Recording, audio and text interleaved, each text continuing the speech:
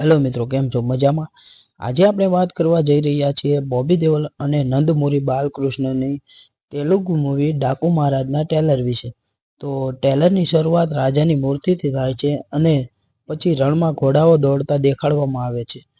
અને મિત્રો, જંગલ સળગે છે અને જીવતા માણસો સળગતા જોવા મળે છે. તે સીન જોવાય તેવો તો નથી. અને મિત્રો, જે બેકગ્રાઉન્ડ મ્યુઝિક વાગે છે તે ટ્રેલરને વધુ આકર્ષક બનાવે છે. અને પછી એન્ટ્રી થાય છે નંદમુરી બાલકૃષ્ણની. અફલાતૂન, માઇન્ડ બ્લોઈંગ, ફેન્ટાસ્ટિક, સુપર, સિટી અને બૂમો પાડવા મજબૂર થઈ જશો મિત્રો. અને વિલેનની એન્ટ્રી એટલે કે બોબી દેઓલની હેલિકોપ્ટરમાં જે એન્ટ્રી થાય છે, શું લુક છે મિત્રો બોબી દેઓલનો.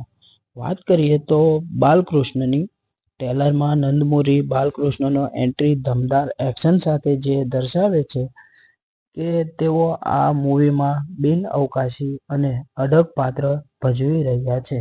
અને વાત કરીએ મ્યુઝિક અને એક્શન વિશે, તો મૂવીના સંગીત અને બેકગ્રાઉન્ડ સ્કોર ટ્રેલરને વધુ રોમાંચક બનાવે છે. ખાસ કરીને એક્શન દ્રશ્યોમાં આ સાઉન્ડ ટ્રેક ઘણું સારું મેચ થાય છે. વિઝ્યુઅલ ઇફેક્ટ્સની વાત કરીએ તો વિઝ્યુઅલ ઇફેક્ટ્સ અને મૂવીના દ્રશ્યો ગર્ભિત છે. જો કે કેટલાક દ્રશ્યો થોડા વધુ સ્વાભાવિક દેખાતા જોઈએ, પરંતુ તે મૂવીની પીરિયડ અને સ્ટાઇલ અનુરૂપ છે. આ ફિલ્મ એક્શન પેક ડ્રામા છે જે પ્રાચીન ભારતમાં સેટ કરવામાં આવી છે.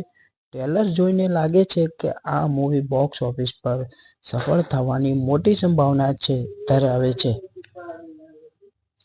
અને મિત્રો, હું ટ્રેલરને 5માંથી 4 સ્ટાર આપું છું. બોબી દેઓલ અને નંદમુરી બાલકૃષ્ણના પ્રભાવશાળી અભિનયના કારણે આ મૂવી વિશે ઉત્સુકતા વધી રહી છે મિત્રો. અને જો આ મૂવીના સ્ટાર કાસ્ટ વિશે વાત કરીએ તો મુખ્ય ભૂમિકામાં બાલકૃષ્ણ એટલે કે ડાકુ મહારાજના પાત્રમાં છે.